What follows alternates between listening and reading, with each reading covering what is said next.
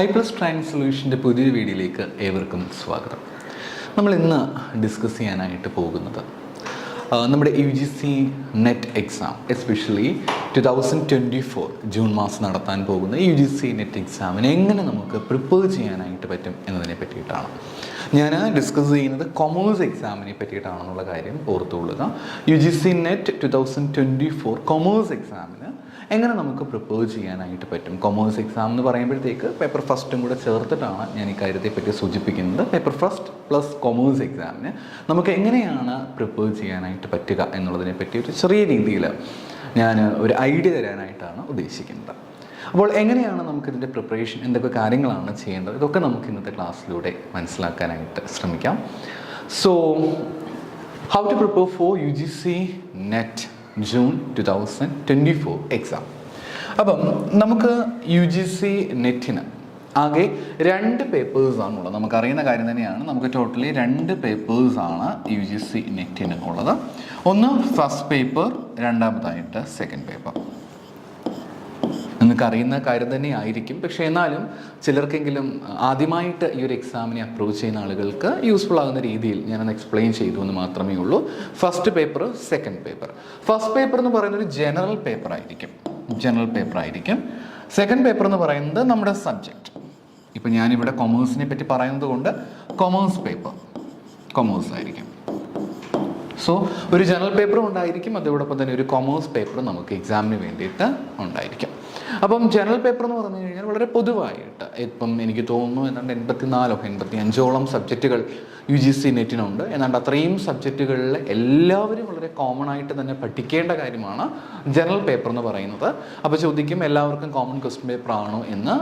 എല്ലാവർക്കും common question paper ആയിരിക്കില്ല. കാരണം ഒരുപാട് സെഷൻസ് നടക്കുന്നതുകൊണ്ട് തന്നെ, ഡിഫറെൻ്റ് ആയിട്ടുള്ള എക്സാംസ് ആയതുകൊണ്ട് തന്നെ, മീൻസ് ഇപ്പം ഡേറ്റ് നോക്കിയാലും ഓൺലൈൻ എക്സാം ആണല്ലോ. അതുകൊണ്ട് തന്നെ പല ഷിഫ്റ്റുകളായിട്ട് പല ദിവസങ്ങളായി നടക്കുന്നതുകൊണ്ട് തന്നെ എല്ലാവർക്കും ഒരു കോമൺ ക്വസ്റ്റ്യൻ പേപ്പർ ആയിരിക്കുകയില്ല. ഡിഫറെൻ്റ് ആയിട്ടുള്ള ക്വസ്റ്റ്യൻ പേപ്പേഴ്സ് ആയിരിക്കും. എല്ലാ ഡിഫറെൻറ്റ് ഷിഫ്റ്റിലുള്ള ആളുകൾക്ക്, അതായത് ഡിഫറെൻ്റ് ആയിട്ടുള്ള ക്വസ്റ്റ്യൻ പേപ്പർ ആയിരിക്കും ഉണ്ടായിരിക്കുക.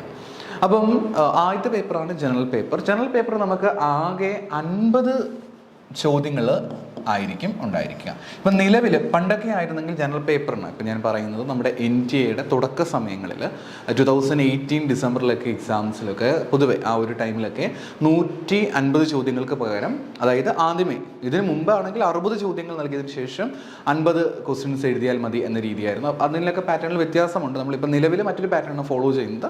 മുൻപ് ഇപ്പം ഓൺലൈൻ എക്സാം ആയിരുന്ന സമയത്ത് NTA കമ്പ്യൂട്ടർ ബേസ്ഡ് എക്സാം നടത്തുന്ന ആദ്യ സമയങ്ങളിൽ ഫസ്റ്റ് പേപ്പറിന് ശേഷം നമുക്കൊരു കുറച്ച് സമയം ബ്രേക്ക് ഉണ്ടായിരിക്കും. അതിനുശേഷം സെക്കൻഡ് പേപ്പർ ആരംഭിക്കും. അങ്ങനെയായിരുന്നു. പക്ഷെ ഇപ്പം അങ്ങനെയല്ല. ഞാൻ മനസ്സിലാക്കിയെടുത്തോളം 50 + 100 ആകെ 150 ക്വസ്റ്റ്യൻസ് നമുക്ക് ഒരുപോലെ സമയം ലഭിക്കും എന്നുള്ളതാണ് ഇപ്പോഴത്തെ പ്രത്യേകത. അതാണ് ഒരു കണക്കിന് എൻ്റെ അഭിപ്രായത്തിൽ അതാണ് കുറച്ചും കൂടെ നല്ലത്. കാരണം അത് ഡിപ്പെൻസ് ആണ്. ഇപ്പം നമ്മൾ പേപ്പർ ഫസ്റ്റിൽ നമ്മൾ കുറച്ച് സ്ട്രോങ് അല്ല, പേപ്പർ സെക്കൻഡ് നമ്മൾ കുറച്ച് സ്ട്രോങ് ആണെങ്കിൽ നമുക്ക് പേപ്പർ സെക്കൻഡ് വേഗം തീർത്ത ശേഷം പേപ്പർ ഫസ്റ്റ് നമുക്ക് ഈസി ആയിട്ട് കവർ ചെയ്യാനായിട്ടുള്ള ടൈം കിട്ടും. തിരിച്ച് പേപ്പർ ഫസ്റ്റിന് നമുക്ക് അഡ്വാൻറ്റേജസ് ഉണ്ട്. ദാറ്റ് മീൻസ് ഫസ്റ്റ് പേപ്പർ നമ്മൾ കുറച്ച് സ്ട്രോങ് ആണെങ്കിൽ നമുക്ക് സെക്കൻഡ് പേപ്പറിൽ സമയം കണ്ടെത്താനായിട്ട് പറ്റും. മുൻപ് അങ്ങനെ ആയിരുന്നില്ല. വിത്തിൻ 1 hour നമ്മൾ ഫസ്റ്റ് പേപ്പർ പൂർണ്ണമായിട്ടും കംപ്ലീറ്റ് ചെയ്യണമായിരുന്നു. ഇപ്പോൾ മാത്സ്, അതേപോലെ ലോജിക്കൽ റീസണിങ്, അതേപോലെ റീഡിങ് കോംപ്രഹെൻഷൻ, അങ്ങനെയൊക്കെയുള്ള കുറേ കാര്യങ്ങൾ ടഫായിട്ടുള്ള പലർക്കും സമയം കണ്ടെത്താൻ ബുദ്ധിമുട്ടായിരുന്നു. പക്ഷേ ഇപ്പം ആ ഒരു അധികം ബുദ്ധിമുട്ടില്ല എന്ന് എനിക്ക് തോന്നുന്നു. കാരണം നമുക്ക് എല്ലാം കൂടെ ചേർത്ത് 3 മണിക്കൂർ സമയം കിട്ടും. ഓക്കെ, നമുക്ക് അതിലേക്കൊക്കെ വരാം. അപ്പോൾ 50 മാർക്കിൻ്റെ ചോദ്യങ്ങൾ, 50 ക്വസ്റ്റ്യൻസ് ആണ് നമുക്ക് ഫസ്റ്റ് പേപ്പറിനുള്ളത്. സെക്കൻഡ് പേപ്പറിന് നമുക്ക് 100 ചോദ്യങ്ങളായിരിക്കും ഉണ്ടായിരിക്കുക. ഓക്കെ, ഓരോ ചോദ്യത്തിനും 2 മാർക്ക് വീതമായിരിക്കും മാർക്ക് നമുക്ക് ലഭിക്കുന്നത്. ആകെ 100 മാർക്ക് ഫസ്റ്റ് പേപ്പറിന് ലഭിക്കും. സെക്കൻഡ് പേപ്പറിന് ആകെ 200 മാർക്കും ലഭിക്കും. രണ്ടും കൂടെ ചേർത്ത് ആകെ 300 നമുക്ക് നെറ്റിൻ്റെ ടോട്ടൽ മാർക്ക് നമുക്ക് ലഭിക്കുക. അപ്പം ഇത് ശരിക്കും പറഞ്ഞാൽ ഇതുവരെയുള്ള പാറ്റേൺ അനുസരിച്ചിട്ടാണ് ഇങ്ങനെ. ഇനിയിപ്പോൾ വരാൻ പോകുന്ന പാറ്റേണിൽ വലിയ വ്യത്യാസമൊന്നും ഉണ്ടാകില്ലെന്നാണ് നമ്മൾ വിശ്വസിക്കുന്നത്. സെയിം പാറ്റേൺ തന്നെയായിരിക്കും ഇനി വരുന്ന എക്സാമിനും ഫോളോ ചെയ്യാൻ സാധ്യതയുള്ളത്. അപ്പോൾ ഞാൻ പറഞ്ഞു, ആകെയുള്ളതിൽ 300 മാർക്കാണ് നമുക്ക് ആകെയുള്ളത്. 300 മാർക്ക്. ഓക്കെ, 300 മാർക്കാണ് ഉള്ളത്. 300 മാർക്കിൽ 100 മാർക്ക് ഫസ്റ്റ് പേപ്പറിനും അതേപോലെ 200 മാർക്ക് സെക്കൻഡ് പേപ്പറിനും. അപ്പോൾ ചോദിക്കും 300-ൽ ഞാനൊരു 280 മാർക്ക് വാങ്ങിച്ചാലാണോ, അല്ലെങ്കിൽ ചിലപ്പോൾ നിങ്ങൾക്ക് ഡൗട്ട് തോന്നും 290 മാർക്ക് വാങ്ങിച്ചാലാണോ, ഇനി അതുമല്ല എങ്കിൽ ചിലപ്പോൾ ഇനിയിപ്പം 290-ൽ കൂടുതൽ മാർക്ക് വാങ്ങിക്കണോ, 270 മാർക്ക് വാങ്ങിച്ചാലാണോ എനിക്ക് നെറ്റ് ലഭിക്കുക എന്നൊക്കെയുള്ള സംശയം ഉണ്ടായിരിക്കും. അത്തരം സംശയങ്ങൾക്കൊന്നും യാതൊരു കാര്യവും ഇല്ല.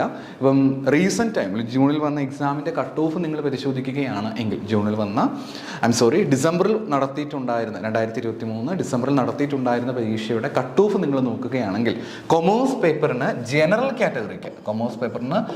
കാറ്റഗറിക്ക് എനിക്ക് തോന്നുന്നു, ഞാൻ മനസ്സിലാക്കിയെടുത്തോളം 53 ആണ്, 53.33% ആണെന്ന് തോന്നുന്നു കട്ട് ഓഫ് വന്നിട്ടുള്ളത്.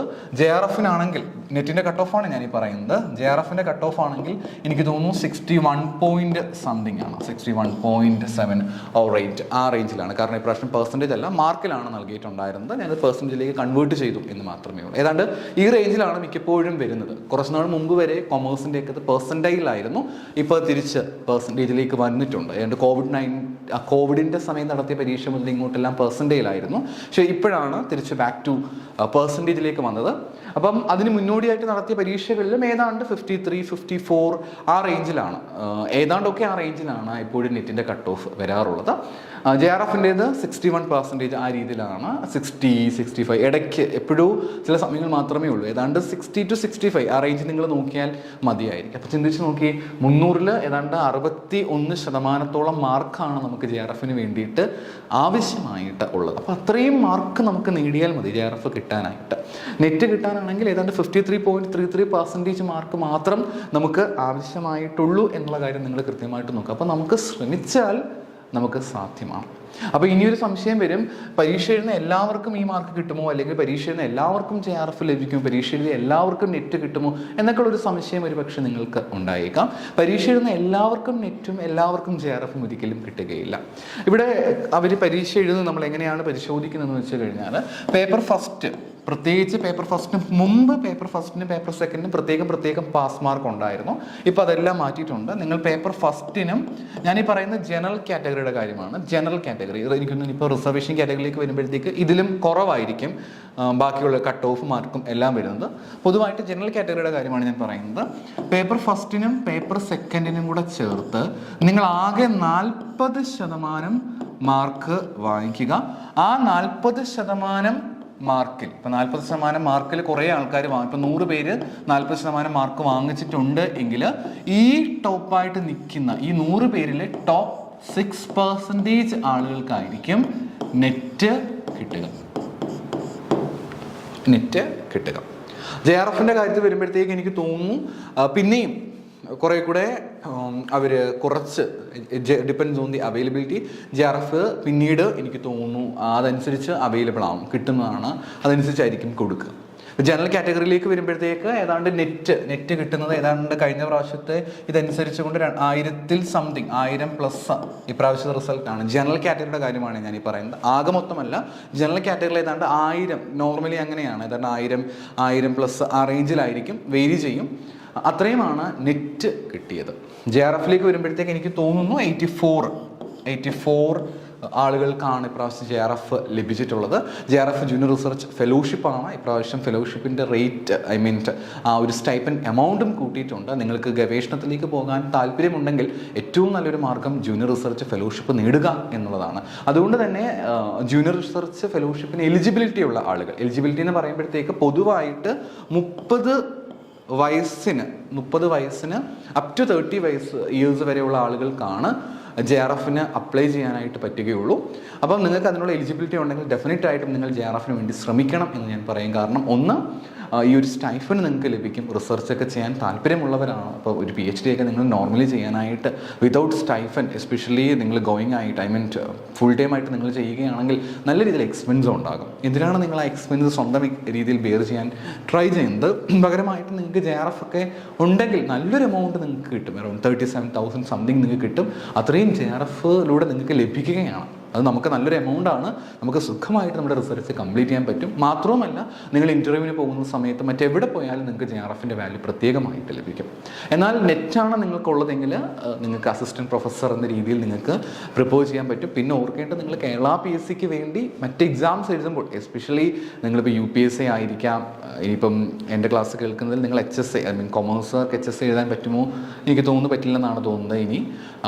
എനിക്ക് തോന്നുന്നത് എങ്ങനെയാണ്, മറ്റ് ആളുകളാണെങ്കിൽ നിങ്ങൾക്ക് HSA അതേപോലെ സെറ്റ് മീൻസ് ഹയർ സെക്കൻഡറി ഈ പറഞ്ഞ ഏത് എക്സാം എഴുതുമ്പോഴും നിങ്ങൾക്ക് എക്സംഷൻ കിട്ടും. അപ്പോൾ നിങ്ങൾക്ക് കേട്ടറ്റും സെറ്റും ഒന്നുമില്ല എങ്കിലും UGC നെറ്റ് നിങ്ങൾക്ക് ഉണ്ട് എങ്കിൽ തീർച്ചയായും നിങ്ങൾക്ക് ബാക്കിയുള്ള എക്സാംസിനെ പറ്റിയൊന്നും നിങ്ങൾ ബോധേടാകേണ്ടതായിട്ടില്ല. നിങ്ങൾക്ക് എക്സംഷൻ കിട്ടും. നിങ്ങൾക്ക് അത് ഉപയോഗിച്ചുകൊണ്ട് നിങ്ങൾക്ക് കേരള PSCയിലെ മറ്റ് പരീക്ഷകൾക്ക് വേണ്ടിയിട്ട് പ്രിപ്പയർ ചെയ്യാനായിട്ടും അപ്ലൈ ചെയ്യാനും പറ്റും. അതുകൊണ്ട് നെറ്റിന് വേണ്ടി പ്രിപ്പയർ ചെയ്യുക എന്ന് പറയുന്നത് വളരെ വളരെ പ്രധാനപ്പെട്ട കാര്യം തന്നെയാണ്.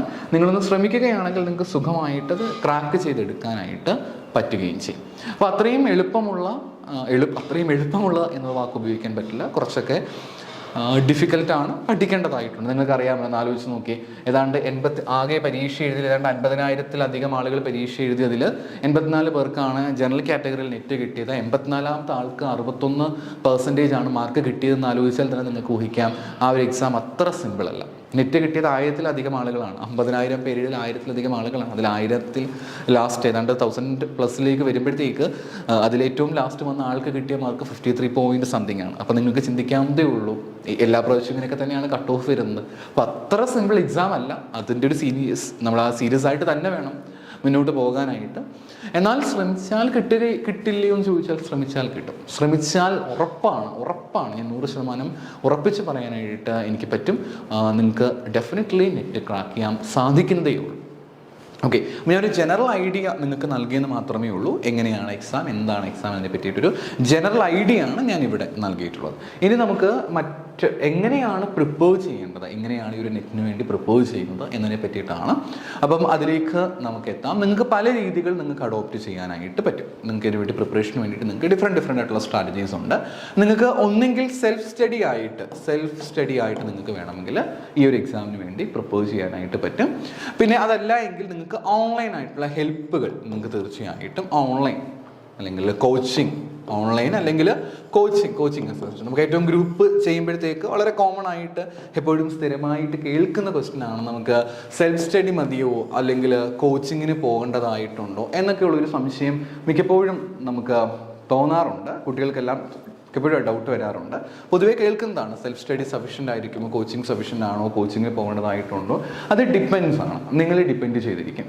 നിങ്ങളിപ്പം വളരെ ഡിസിപ്ലിൻ ആയിട്ടുള്ളൊരു വ്യക്തിയാണ്, ഓക്കെ, അതായത് ഇപ്പം നോർമലി നിങ്ങൾ കോളേജിലൊക്കെ പഠിക്കുന്ന സമയത്ത് എക്സാമിൻ്റെ തലേദിവസം അല്ലെങ്കിൽ അടുക്കുന്ന സമയത്തോ ഇരുന്ന് കോളേജിൽ എക്സാമിന് വേണ്ടി പ്രിപ്പയർ ചെയ്ത് എക്സാം എഴുതുന്ന അല്ലെങ്കിൽ എക്സാം നല്ല മാർക്ക് അല്ലെങ്കിൽ ഒരു പർട്ടിക്കുലർ മാർക്ക് വാങ്ങിക്കുന്ന ആളാണ് എങ്കിൽ അത് നിങ്ങളൊന്ന് റീതിങ്ക് ചെയ്യേണ്ടതായിട്ട് വരും. സെൽഫ് സ്റ്റഡി നിങ്ങൾക്ക് സഫീഷ്യൻ്റ് ആണോ ഇല്ലെന്നുള്ള കാര്യം.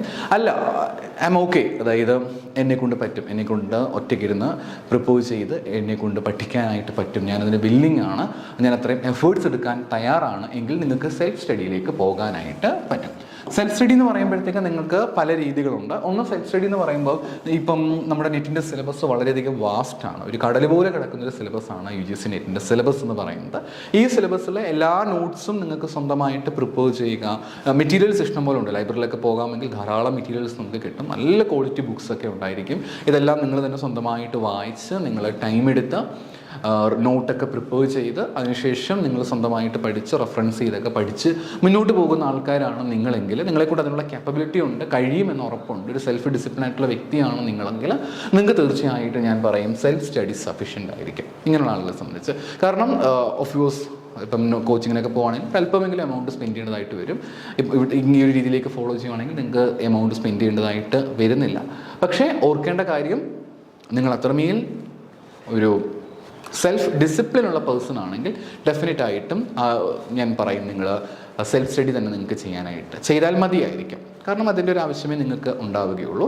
പക്ഷെ ഓർക്കേണ്ട കാര്യം, സെൽഫ് സ്റ്റഡി ചെയ്യുമ്പോൾ ഉണ്ടാകുന്ന ഒരു കാര്യം ശ്രദ്ധിക്കേണ്ടത്, നമുക്കിവിടെ സമയം എന്ന് പറയുന്ന കാര്യം ഒരു ലിമിറ്റേഷൻ ആയിരിക്കും. കാരണം നിങ്ങൾ തന്നെ നോട്ട് പ്രിപ്പയർ ചെയ്യണം, നിങ്ങൾ തന്നെ ഇത്രയും വാസ്റ്റ് സിലബസാണ്. അപ്പോൾ നിങ്ങൾ 6 months ടൈം അല്ലെങ്കിൽ 3 months ടൈം ഇനി നിങ്ങൾ വർക്ക് ചെയ്തുകൊണ്ടിരിക്കുകയാണെങ്കിൽ നിങ്ങൾ അത്രമേൽ സമയം നിങ്ങൾ ഇൻവെസ്റ്റ് ചെയ്യേണ്ടതായിട്ട് വരും. ഞാൻ പറയുന്നത് ഇറ്റ് ഈസ് ഒരു കാര്യവും ഇപ്പോൾ സെൽഫ് സ്റ്റഡി ആണെങ്കിലും കോച്ചിങ് ആണെങ്കിലും എന്താണെങ്കിലും ഞാൻ ഒരിക്കലും ഇതൊന്നും ഇമ്പോസിബിൾ ആണെന്ന് ഞാൻ ഒരിക്കലും പറയില്ല. ഓരോ പേഴ്സണൽ ഡിപ്പെൻഡ് ചെയ്തിട്ടായിരിക്കും ഉണ്ടാവുക. നല്ല കാപ്പബിലിറ്റി ഉള്ള ആളുകളാണ്, റെഫർ ചെയ്തൊക്കെ പഠിക്കാൻ കാപ്പബിലിറ്റി ഉള്ള ആൾക്കാരാണ്, ആ ഒരു ബാക്ക്ഗ്രൗണ്ടിൽ നിന്നാണ് വരുന്നതെങ്കിൽ തീർച്ചയായും നിങ്ങൾക്ക് നിങ്ങളുടെ സമയം ഫൈൻഡ് ചെയ്ത് ഇതിനു വേണ്ടി പ്രിപ്പയർ ചെയ്യാനായിട്ട് പറ്റും. അപ്പോഴും നിങ്ങൾക്കൊരു ഐഡിയ ഉണ്ടായിരിക്കണം എവിടെയാണ് പ്രിപ്പയർ ചെയ്യേണ്ടത്, എങ്ങനെയാണ്, എന്തൊക്കെ ഡെപ്തായിട്ട് പോകേണ്ടതായിട്ട് വരും. സെൽഫ് സ്റ്റഡിയുടെ കാര്യമാണ് പറയുന്നത്. ഓരോ ടോപ്പിക്ക് കിട്ടിക്കഴിഞ്ഞാൽ എത്രത്തോളം ആഴത്തിൽ പോകേണ്ടതായിട്ട് വരും എന്നുള്ളൊരു എക്സ്പെർട്ടൈസ് നിങ്ങൾക്ക് ഉണ്ടായിരിക്കണം. നിങ്ങൾക്ക് വേണമെങ്കിൽ അതിന് വേണ്ടിയിട്ടുള്ള ഹെൽപ്പ് നിങ്ങളുടെ ടീച്ചേഴ്സിനോടൊക്കെ നിങ്ങൾക്ക് ചോദിക്കാനായിട്ട് പറ്റും. ഞാൻ പറഞ്ഞല്ലോ, സെൽഫ് സ്റ്റഡി ആണെങ്കിൽ നിങ്ങൾക്ക് കോസ്റ്റിൻ്റെ കാര്യത്തിൽ നിങ്ങൾക്ക് ഒരുപാട് അത്യാവശ്യമൊക്കെ സേവ് ചെയ്യാൻ പറ്റും. പക്ഷേ ടൈം കൺസ്യൂമിങ് എന്ന് പറയുന്നൊരു കാര്യം അത്യാവശ്യം ഉണ്ടായിരിക്കും. ഇപ്പോൾ ഒരു PSC പരീക്ഷ പോലെ ഒരു പർട്ടിക്കുലർ റാങ്ക് ഫയൽ വാങ്ങിച്ചിരുന്ന് പഠിക്കുക എന്നതൊരു സിസ്റ്റം എനിക്ക് തോന്നുന്നില്ല നെറ്റിന് നടക്കുമെന്നുള്ളത്. കാരണം പൊതുവേ നെറ്റിന് നമ്മൾ അത്യാവശ്യം നന്നായിട്ട് പഠിക്കേണ്ടതായിട്ട് വരും. അപ്പോൾ നിങ്ങൾക്ക് സെൽഫ് സ്റ്റഡി വേണമെങ്കിൽ ഓപ്റ്റ് ചെയ്യാനായിട്ട് പറ്റും.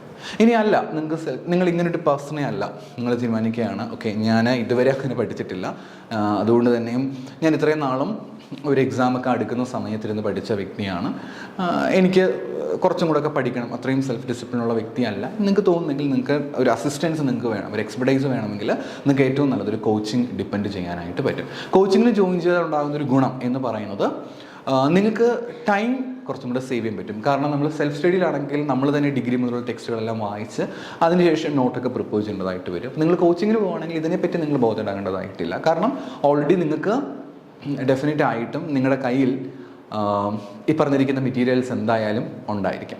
അപ്പം അങ്ങനെ വരുമ്പോഴത്തേക്ക് മെറ്റീരിയൽസ് നിങ്ങളുടെ കയ്യിൽ ഓൾറെഡി ഉള്ളത് കൊണ്ട് ഇപ്പോൾ കോച്ചിങ്ങിനാണെങ്കിൽ ഓൾറെഡി നിങ്ങളുടെ മെറ്റീരിയൽസ് എല്ലാം കയ്യിൽ തന്നെ ഉണ്ട്, ജസ്റ്റ് വായിച്ച് പഠിച്ചാൽ മാത്രം മതി. അപ്പോൾ അതുകൊണ്ട് ആ ഒരു സമയം നിങ്ങൾക്ക് തീർച്ചയായിട്ടും ലാഭിക്കാൻ പറ്റും. പിന്നെ ഓൾറെഡി കോച്ചിങ്ങിനൊക്കെ പോകുമ്പോഴത്തേക്ക് അത്യാവശ്യം ആ ഒരു മേഖലയിൽ എക്സ്പേർട്ട് ആയിട്ടുള്ള ആളുകളായിരിക്കും ഡെഫിനറ്റ് ആയിട്ടും ക്ലാസ്സസ് പ്രൊവൈഡ് ചെയ്യുന്നത്. അപ്പോൾ അതിൻ്റെ ഒരു ഗുണം എന്ന് പറയുന്നത്, ഫോർ എക്സാമ്പിൾ ഇപ്പോൾ IPLS ട്രെയിനിങ് സൊല്യൂഷനാണ് എങ്കിൽ നമ്മളിവിടെ ടീച്ചേഴ്സ് ക്ലാസ് എടുക്കുമ്പോഴത്തേക്ക്, ഫോർ എക്സാമ്പിൾ ഞാനാണ് ക്ലാസ് എടുക്കുന്നതെങ്കിൽ നമ്മൾ ഓൾറെഡി പല ക്വസ്റ്റ്യൻസ് നോക്കിയ ശേഷമായിരിക്കും, അല്ലെങ്കിൽ പല പ്രീവിയസ് ക്വസ്റ്റ്യൻസ് ഒക്കെ നോക്കിയ ശേഷമായിരിക്കും ഡെഫിനറ്റ്ലി നമ്മൾ ക്ലാസ് എടുക്കുന്നത്. അപ്പോൾ അങ്ങനെ വരുമ്പോഴത്തേക്ക് ചില പോർഷൻസ് ഒക്കെ വരുമ്പോഴത്തേക്ക് എനിക്ക് പറയാനായിട്ട് പറ്റും. ഞാനിങ്ങനെ പറയാറുണ്ട്, ഇന്ന പോർഷൻസ് ഇമ്പോർട്ടൻ്റ് ആണ്, നിങ്ങൾ കൂടുതൽ പ്രാധാന്യം കൊടുക്കണം, കഴിഞ്ഞ പരീക്ഷകൾക്ക് ഇത് ചോദിച്ചിട്ടുണ്ട്, അടുത്ത പരീക്ഷകൾക്ക് ഇത് ചോദിക്കാൻ സാധ്യതയുണ്ട്, ഇങ്ങനെയുള്ള കാര്യങ്ങളൊക്കെ നമ്മൾ കൃത്യമായിട്ടും പറഞ്ഞു കൊടുക്കും. അപ്പോൾ പല ജനറൽ പേപ്പറാണെങ്കിൽ അവിടുത്തെ കൺസേൺ ഫാക്കൽറ്റീസ് പറഞ്ഞു കൊടുക്കും. അപ്പം സെക്കൻഡ് പേപ്പേഴ്സ് ആണെങ്കിൽ ആ രീതിയിലുള്ള ഫാക്കൽറ്റീസൊക്കെ ഒരു കോച്ചിങ്ങിന് എൻ്റെ എക്സാമ്പിൾ പറഞ്ഞതാണ്, അങ്ങനെ ഒരു ഓപ്പർച്യൂണിറ്റീസ് പ്രൊവൈഡ് ചെയ്യും. അപ്പോൾ അങ്ങനെ പ്രൊവൈഡ് ചെയ്യുമ്പോഴത്തേക്ക് അതൊരു കണക്കിന് ഗുണമാണ് നിങ്ങളെ സംബന്ധിച്ച്. അപ്പോൾ ഏത് ലെവലിൽ എങ്ങനെയാണ് പോകേണ്ടതിനെ പറ്റിയിട്ട് ഒരു ഐഡിയ കിട്ടും. നിങ്ങളൊരു ഫ്രഷ് ആയിട്ടുള്ള ആളാണെങ്കിൽ നിങ്ങൾക്കൊരു ഐഡിയ കിട്ടും, ഓക്കെ ഈ പോർഷൻ ഇത്രയും ഇമ്പോർട്ടൻ്റ് ആയിട്ട് പഠിക്കുന്നത്. അപ്പോൾ നിങ്ങൾക്കൊരു നല്ലൊരു ഗൈഡൻസ് കിട്ടും, ഒരു മെൻറ്റർഷിപ്പ് കിട്ടും. ഇവിടെയും നിങ്ങൾ തന്നെ മെൻറ്റർഷിപ്പും ഗൈഡൻസിനും സെൽഫ് സ്റ്റഡിയിൽ കണ്ടുപിടിക്കേണ്ടതായിട്ട് വരും. കോച്ചിങ്ങിലേക്ക് വരുമ്പോഴത്തേക്ക് തീർച്ചയായിട്ടും അവിടെയും ഒരു മെൻറ്റേഴ്സ് അസിസ്റ്റൻസ് നമുക്ക് ഈ രീതിയിൽ കിട്ടും. ഞാൻ ഇപ്പോഴും പറയുന്നു, ഇതെല്ലാം നിങ്ങളെ ഡിപ്പെൻഡ് ചെയ്തിരിക്കും. നിങ്ങളുടെ പേഴ്സണാലിറ്റി എങ്ങനെയാണോ, നിങ്ങളെന്ന് പറയുന്ന വ്യക്തി എങ്ങനെയാണോ അതനുസരിച്ച് വേണം, നിങ്ങളുടെ താല്പര്യങ്ങൾക്കാണ് കൂടുതൽ പ്രാധാന്യം കൊടുക്കേണ്ടത്. എല്ലാവരും കോച്ചിങ്ങിന് പോകുന്നു, ഞാനും കോച്ചിങ്ങിന് പോകുന്നു, അല്ലെങ്കിൽ എല്ലാവരും സെൽഫ് സ്റ്റഡിയാണ് ഞാൻ, അല്ലെങ്കിൽ മറ്റൊരാൾ സെൽഫ് സ്റ്റഡിയാണ് അവർ സെൽഫ് സ്റ്റഡി ചെയ്യുന്നു, ഞാനും സെൽഫ് സ്റ്റഡിയിലേക്ക് പോകുന്നു എന്ന ഡിസിഷനിലേക്ക് പോകരുത്. നിങ്ങളിത് ചിന്തിച്ച് നോക്കുക, നിങ്ങളുടെ ഒരു കപ്പാസിറ്റി നിങ്ങൾക്കേ അറിയുകയുള്ളൂ. ചിന്തിച്ച് നോക്കുക, ഞാൻ ഇന്നേ വരെ ഇതേപോലെ ഇന്ന് പഠിച്ചിട്ടുണ്ടോ, ഞാൻ പല പല റെഫർ ചെയ്ത് വായിച്ചിട്ടുണ്ടോ, ഇനി വായിച്ചു തുടങ്ങാം എന്ന് ചിന്തിക്കുവാണെങ്കിൽ അതൊരു പക്ഷേ നിങ്ങൾക്ക് സമയം ലിമിറ്റഡ് ആയതുകൊണ്ട് ഞാൻ ഇന്നേ വരെ സെൽഫ് സ്റ്റഡി നടത്തി ഇങ്ങനെയൊന്നും റെഫർ ചെയ്തിട്ടില്ല, പക്ഷേ ഇനി റെഫർ ചെയ്ത് പഠിക്കാം എന്ന് നിങ്ങൾ തീരുമാനിക്കുകയാണെങ്കിൽ സമയം വലിയ ലിമിറ്റേഷനാണ്. കാരണം പുതിയൊരു ഹാബിറ്റ് ഫോം ചെയ്ത് വരുമ്പോൾ തന്നെ ടൈം എടുക്കും. അപ്പം നിങ്ങൾക്ക് അതിനെപ്പറ്റി ഒന്ന് ചിന്തിക്കാനായിട്ട് പറ്റുന്നതാണ്. അപ്പോൾ ഈ രണ്ട് രീതിയിൽ ഏത് വേണമെങ്കിലും ഓപ്റ്റ് ചെയ്യാം. ഇവിടെ ചെയ്യുവാണെങ്കിൽ നിങ്ങൾക്ക് കോസ്റ്റ് നിങ്ങൾക്ക് സേവ് ചെയ്യാനായിട്ട് പറ്റും. പക്ഷെ ഓർക്കണം, കോച്ചിങ്ങിനാണെങ്കിൽ വലിയ കോസ്റ്റ് ഇല്ല ഈ ഒരു കാലഘട്ടത്തിൽ. പൊതുവേ അങ്ങനെ അധികം ഇല്ല, ചിലത് കുറച്ച് കൂടുതൽ കോസ്റ്റ് ഉണ്ട്. അപ്പം ഈ രീതിയിൽ നിങ്ങൾക്ക് ഏത് വേണമെങ്കിലും ഓപ്റ്റ് ചെയ്യാം. ഇവിടെ സമയം സേവ് ചെയ്യാനായിട്ട് നിങ്ങൾക്ക് സാധിക്കുമെന്നുള്ളതാണ് കോച്ചിങ്ങിന് പോലുള്ള ഒരു വലിയ ഗുണം. പിന്നെ കുറച്ചും കൂടി ഐഡിയ കിട്ടും. നിങ്ങൾക്ക് പൊതുവേ ഒരു ബേസ് ഇല്ല, പ്രത്യേകിച്ച് ഒരു ഐഡിയ ഇല്ലാതെ നിൽക്കുന്ന ഒരു വ്യക്തിയാണ്, ഇന്നേവരെ ഇങ്ങനെ സെൽഫ് സ്റ്റഡി നടത്തിയിട്ടൊന്നും ഇല്ല എങ്കിൽ എൻ്റെ പേഴ്സണൽ ഒപ്പീനിയൻ നിങ്ങൾക്ക് ഈ പറഞ്ഞിരിക്കുന്ന കോച്ചിങ് ഓപ്റ്റ് ചെയ്യാനായിട്ട് പറ്റും. അല്ല, നിങ്ങൾക്കൊരു സ്ട്രോങ് ബേസ് ഉണ്ട്, നിങ്ങൾ ഓൾറെഡി ഇതുപോലെയാണ് പഠിച്ചത്, നിങ്ങൾ കോളേജിൽ പഠിക്കുന്ന സമയത്താണെങ്കിലും റെഫർ ചെയ്ത് പഠിച്ച് നോട്ടൊക്കെ തയ്യാറാക്കി നന്നായിട്ട് പഠിച്ച വ്യക്തിയാണ്, ബുക്കൊക്കെ വായിക്കാൻ അറിയാം, ഏത് പോർഷൻ എടുത്ത് എങ്ങനെ വായിക്കാമെന്ന് ഒരു കപ്പാസിറ്റി ഉള്ള വ്യക്തിയാണ് നിങ്ങളെങ്കിൽ ഞാൻ പറയും സെൽഫ് സ്റ്റഡി ആയിരിക്കും നിങ്ങൾക്ക് കുറച്ചും കൂടെ ബെറ്റർ. രണ്ടും നിങ്ങൾക്ക് ഓപ്റ്റ് ചെയ്യാനായിട്ട് പറ്റും. അപ്പോൾ നിങ്ങൾക്ക് ഇതിൽ ഏത് പേപ്പർ വേണമെങ്കിലും, ഏത് കാര്യം വേണമെങ്കിലും നിങ്ങൾക്ക് ഓപ്റ്റ് ചെയ്യാം. നിങ്ങൾക്ക് സെൽഫ് സ്റ്റഡി നിങ്ങൾക്ക് വേണമെങ്കിൽ ഓപ്റ്റ് ചെയ്യാനായിട്ട് പറ്റും, അല്ലെങ്കിൽ കോച്ചിങ് നിങ്ങൾക്ക് ഓപ്റ്റ് ചെയ്യാനായിട്ട് പറ്റും. അപ്പം സെൽഫ് സ്റ്റഡിയും കോച്ചിങ്ങിനെ പറ്റിയിട്ടൊക്കെ ഞാൻ ഡിസ്കസ് ചെയ്തു, പറഞ്ഞു കഴിഞ്ഞു. ഞാൻ ഇനി കൂടുതൽ ഇമ്പോർട്ടൻസ് കോച്ചിങ് ക്ലാസ്സസ് ആണെങ്കിൽ എങ്ങനെയാണ് എന്നുള്ള. സെൽഫ് സ്റ്റഡി എന്ന് പറയുമ്പോൾ it's purely depends on you, നിങ്ങളെയാണ് ഡിപ്പെൻഡ് ചെയ്തിരിക്കുന്നത്. അപ്പോൾ നിങ്ങൾക്ക് ആ രീതിയിൽ വായിക്കാം. ഇപ്പോൾ സെൽഫ് സ്റ്റഡി എടുക്കുകയാണെങ്കിൽ നിങ്ങൾക്ക് സിലബസ് ആദ്യം ഒന്ന് മനസ്സിലാക്കി വെക്കുക, സിലബസ് വായിച്ച് നോക്കുക, പ്രീവിയസ് ക്വസ്റ്റ്യൻ പേപ്പർ നോക്കുക. അതിനുശേഷം നിങ്ങൾ കൃത്യമായിട്ടൊരു അനാലിസിസ് നടത്തുക. ഓരോ സിലബസിലെ പോർഷൻ ഞാൻ അതാ പറഞ്ഞത്, നിങ്ങൾക്ക് അതിൽ നിങ്ങൾ കുറച്ച് എക്സ്പേർട്ട് ആയിരിക്കണം ആ കാര്യത്തിൽ. ഓരോ പോർഷനിലും, ഫോർ എക്സാമ്പിൾ അക്കൗണ്ടൻസി ആണെങ്കിൽ അക്കൗണ്ടൻസിൽ എത്രത്തോളം ഡെപ്ത് ആയിട്ടാണ് ക്വസ്റ്റ്യൻ ചോദിച്ചിരിക്കുന്നത്, how I should prepare for that എന്നൊക്കെ കൃത്യമായിട്ട് ഒന്ന് മനസ്സിലാക്കിയിട്ട് ഒരു പ്ലാൻ നിങ്ങൾ തന്നെ ഉണ്ടാക്കി, ഒരു ഡെയിലി ടൈം ടേബിൾ ഉണ്ടാക്കി നിങ്ങൾക്ക് മുന്നോട്ട് പോകാനായിട്ട് പറ്റും. അതാണ് സെൽഫ് സ്റ്റഡിയുടെ പ്രിപ്പറേഷൻ എന്ന് പറയുക. സെൽഫ് സ്റ്റഡി നമുക്ക് ഓൾറെഡി ഒരു സെൽഫ് ഡിസിപ്ലിൻ ഉണ്ടായിരിക്കുന്ന പേഴ്സണാണ്. നിങ്ങൾക്ക് നിങ്ങളുടെ രീതിയിൽ തന്നെ പ്ലാൻ ചെയ്ത് കാര്യങ്ങൾ മുന്നോട്ട് കൊണ്ടുപോകാനായിട്ട് പറ്റും. നിങ്ങളിനി ഓൺലൈൻ ക്ലാസ്സസിലേക്കാണ് അല്ലെങ്കിൽ ഓൺലൈൻ ആയിട്ടുള്ള രീതികളിലേക്കാണ് വരുന്നതെങ്കിൽ നിങ്ങൾക്ക് ഇതിൽ തന്നെ പല രീതികൾ നിങ്ങൾക്ക് അഡോപ്റ്റ് ചെയ്യാനായിട്ട് പറ്റും. ഒന്ന്, നിങ്ങൾക്ക് സ്റ്റഡി മെറ്റീരിയൽസ്, ചില സ്ഥാപനങ്ങൾ സ്റ്റഡി മെറ്റീരിയൽസ് മാത്രം പ്രൊവൈഡ് ചെയ്യുന്നുണ്ട്. ചിലർ ബുക്സ്, എനിക്ക് തോന്നുന്നു ഒരൊറ്റ ബുക്കിനെ ഡിപ്പെൻഡ് ചെയ്യുന്നത് അത്ര ബെറ്റർ ആയിട്ട് എനിക്ക് തോന്നിയിട്ടില്ല. It's my personal opinion. ഒറ്റ ബുക്കിനെ മാത്രം ഡിപ്പെൻഡ് ചെയ്യാതെ അറ്റ്ലീസ്റ്റ് 2-3 ബുക്കുകളെങ്കിലും ഇതേപോലെ സ്റ്റഡി മെറ്റീരിയൽസ് ബുക്സ് ഒക്കെ തരുന്ന സമയത്ത് 2-3 മെറ്റീരിയൽസ് എങ്കിലും ഒന്ന് നോക്കുന്നത് നല്ലതായിരിക്കും. ചില സ്ഥാപനങ്ങൾ ഇത് മാത്രം പ്രൊവൈഡ് ചെയ്യുന്നുണ്ട്. നിങ്ങൾക്ക് വേണമെങ്കിൽ ഇത് ഓപ്റ്റ് ചെയ്യാനായിട്ട് പറ്റും. ഇനി അതല്ല എങ്കിൽ നമ്മൾ മറ്റു ചില സ്ഥലങ്ങളിലേക്ക് പോകുമ്പോഴത്തേക്ക് റെക്കോർഡഡ് ക്ലാസ് മാത്രം പ്രൊവൈഡ് ചെയ്യുന്ന ചില സ്ഥാപനങ്ങൾ, റെക്കോർഡ് ചെയ്യുന്ന ക്ലാസ് പ്രൊവൈഡ് ചെയ്യുന്ന സ്ഥാപനങ്ങൾ തീർച്ചയായിട്ടും ഉണ്ട്. നിങ്ങൾക്ക് അത് വേണമെങ്കിൽ ഫോളോ ചെയ്യാം. ഇനി അതുമല്ല എങ്കിൽ ലൈവ് ക്ലാസ്സസ് മാത്രമുള്ളതുണ്ട്. പിന്നീട് നിങ്ങൾക്ക് ഓഫ്ലൈൻ ക്ലാസ്സസ് ഉള്ളൊരു ഓപ്ഷനും ഉണ്ട്. അപ്പോൾ ഇനിയും സംശയമാണ്, കോച്ചിങ്ങിന് പോകുമ്പോഴത്തേക്ക് പിന്നെയും നമുക്ക് സംശയമാണ്, ഞാൻ ഈ പറഞ്ഞ 4 ഓപ്ഷൻസിൽ ഏതാണ് എടുക്കേണ്ടത്? സ്റ്റഡി മെറ്റീരിയൽസ് മാത്രം അല്ലെങ്കിൽ ബുക്സ് മാത്രമുള്ളതാണോ, റെക്കോർഡ് ക്ലാസ്സസ് മാത്രമുള്ളതാണോ, ലൈവ് സെഷൻസ് മാത്രമുള്ളതാണോ, ഓഫ്ലൈൻ ആയിട്ടുള്ളതാണോ, ഏതാണ് ഫോളോ ചെയ്യേണ്ടതെന്ന് വെച്ചാൽ നമുക്കൊരു കൺഫ്യൂഷൻ ഉണ്ടായിരിക്കും. ഇപ്പം നമ്മുടെ I+ന്റെ കാര്യമാണ് പറയുന്നതെങ്കിൽ I+ൽ സ്റ്റഡി മെറ്റീരിയൽസ് ബുക്സ് മാത്രമായിട്ടൊരു രീതി നമ്മൾ ഫോളോ ചെയ്യുന്നില്ല. പകരം റെക്കോർഡ് ക്ലാസ്സസ് ഉണ്ട്, ലൈവ് ക്ലാസ്സസ് ഉണ്ട്, ഓഫ്ലൈൻ ക്ലാസ്സസ് ഉണ്ട്. ഈ 3 കാര്യങ്ങളിലും സ്റ്റഡി മെറ്റീരിയൽസ് ഈ 3 കാര്യങ്ങളിലും നിങ്ങൾക്ക് ഇൻക്ലൂഡ് ആയിട്ട് ലഭിക്കുന്നതാണ്. റെക്കോർഡ് ക്ലാസ്സസ് ആണെങ്കിൽ, ലൈവ് ആണെങ്കിലും, ഓഫ്ലൈൻ ക്ലാസ്സസ് ആണെങ്കിലും. ഞാൻ പറഞ്ഞ I+ന്റെ എക്സാമ്പിൾ മാത്രമാണ്. നിങ്ങൾക്ക് മറ്റ് സ്ഥാപനങ്ങളിലാണെങ്കിൽ നിങ്ങൾക്ക് നോക്കാനായിട്ട് ഞാൻ പൊതുവെ ഒരു ജനറൽ ഐഡിയ നൽകുന്നു എന്ന് മാത്രമേ ഉള്ളൂ. നിങ്ങൾക്ക് ഏത് വേണമെങ്കിലും ഓപ്റ്റ് ചെയ്യാനായിട്ട് പറ്റും.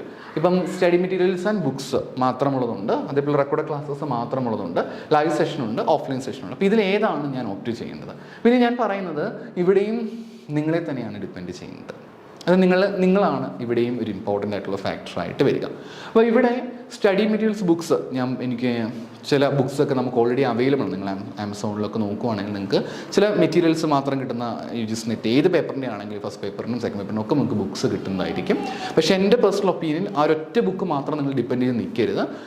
നിങ്ങൾക്കൊരു ബേസ് കിട്ടാൻ മാത്രമേ അത് ഉപയോഗിക്കാൻ പാടുള്ളൂ. 1-2 ബുക്കെങ്കിലും നിങ്ങൾ നോക്കണം, എങ്കിലേ നിങ്ങൾക്ക് അതൊരിലേക്ക് ക്രാക്ക് ചെയ്യാൻ പറ്റും. അത്രയും വാസ്റ്റ് സിലബസിനെ കൺസൈസ് ആയിട്ട് 1000 പേജിലൊക്കെ ആയിട്ട് ഉൾപ്പെടുത്തിയിരിക്കുന്നതായിരിക്കും. കൺസൈസ് എന്ന് പറയുമ്പോൾ തന്നെ 1000 പേജ് കൺസൈസ് ആണോ എന്ന് നിങ്ങൾ ടെൻഷൻ അടിക്കേണ്ടത്, കാരണം ഒരുപാടുണ്ട് സിലബസ്, വളരെ വാസ്റ്റാണ്. അപ്പോൾ അതിൽ കുറേ ജനറൽ ആയിട്ടുള്ള കുറേ കാര്യങ്ങളൊക്കെ ചേർത്തിട്ടായിരിക്കാം ആ ബുക്കുള്ളത്. അപ്പോൾ അതിൻ്റെ ഒതൻറ്റിസിറ്റി നോക്കിയ ശേഷം വേണം മെറ്റീരിയൽസ് നിങ്ങൾ വാങ്ങിക്കാൻ. അപ്പോൾ അവിടെയും ഒരു കാര്യമുണ്ട്, ഈ ബുക്ക് ഇപ്പോൾ ഒരു 1000 പേജസിൻ്റെ ബുക്കാണ് ഉള്ളതെങ്കിൽ ഈ 1000 പേജസിൻ്റെ ബുക്ക് നിങ്ങൾ തന്നെ വായിച്ചേ പറ്റും. നിങ്ങൾ വായിക്കാതെ അവിടെ കൊണ്ട് വെച്ചെന്ന് പറഞ്ഞാൽ നിങ്ങൾക്ക് ഒരു പ്രയോജനം ഉണ്ടാകാനായിട്ട് പോകുന്നില്ല. അപ്പോൾ നിങ്ങൾ തന്നെ അത് വായിക്കേണ്ടതായിട്ട് വരും. അപ്പോൾ വായിക്കുമ്പം നിങ്ങൾക്ക് ഡിപ്പെൻഡ് ചെയ്യേണ്ടതായിട്ട് വരും. അത് നിങ്ങളെ ഡിപ്പെൻഡ് ചെയ്യുന്നത്. നിങ്ങൾ തന്നെ ഒരു ഷെഡ്യൂൾ തയ്യാറാക്കി വായിച്ച് തീർക്കണം. അപ്പോൾ നിങ്ങൾ തന്നെ സ്വയം ഒന്ന് ചോദിച്ച് നോക്കുക.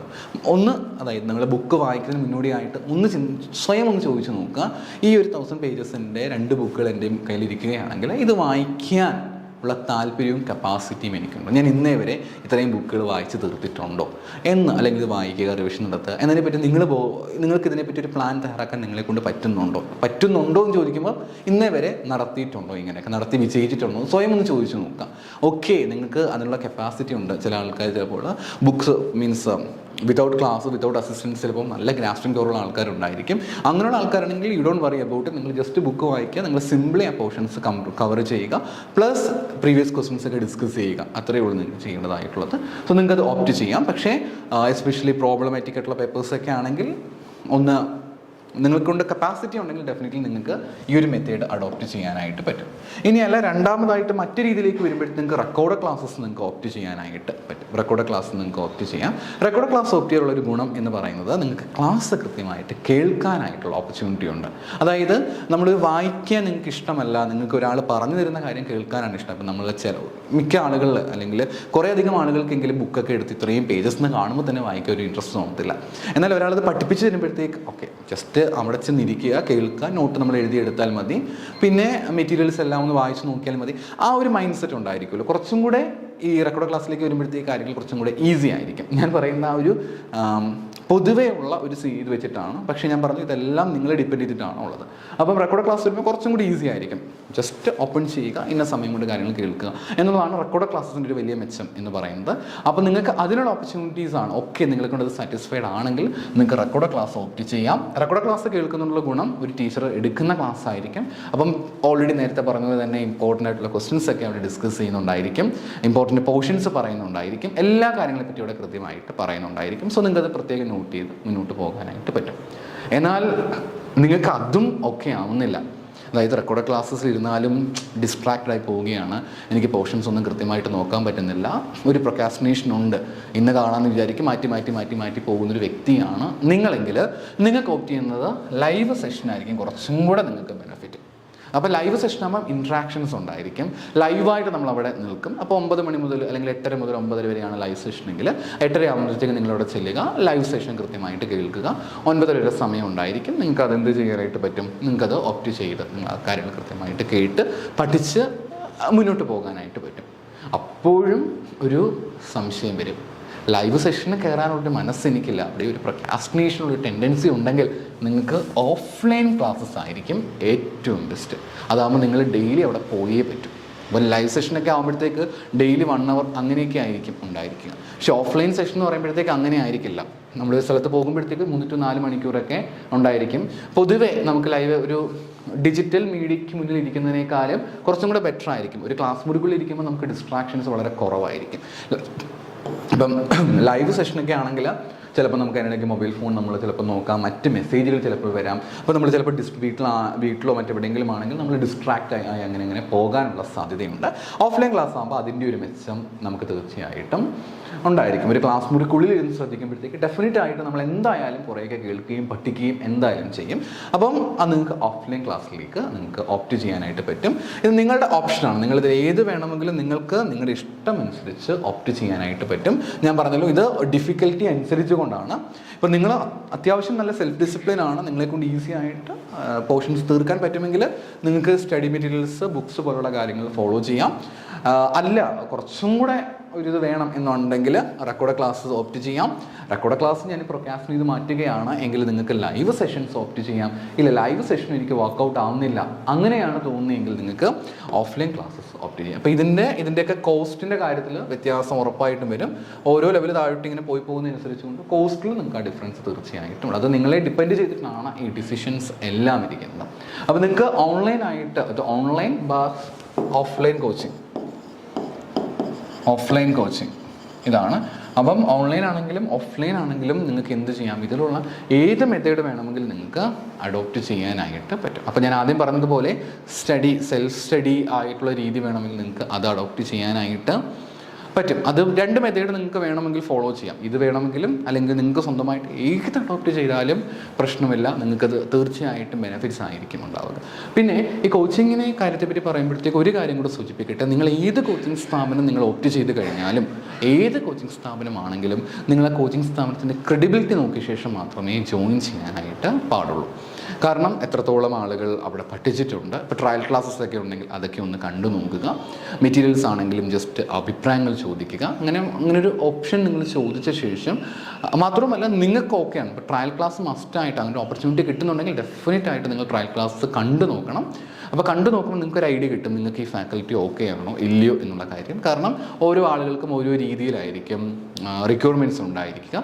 ചിലർക്ക് എല്ലാം പെട്ടെന്ന് പറഞ്ഞു പോകുന്ന ഫാക്കൽറ്റീസിനെ ആയിരിക്കും പെട്ടെന്ന് ആവശ്യമായിട്ട് വരിക, കാരണം അവർക്ക് ഓൾറെഡി ബേസ് ഉണ്ടായിരിക്കും. ചിലർക്ക് കുറച്ച് ഡീറ്റെയിൽഡ് ആയിട്ട് പതുക്കെ പോകണം.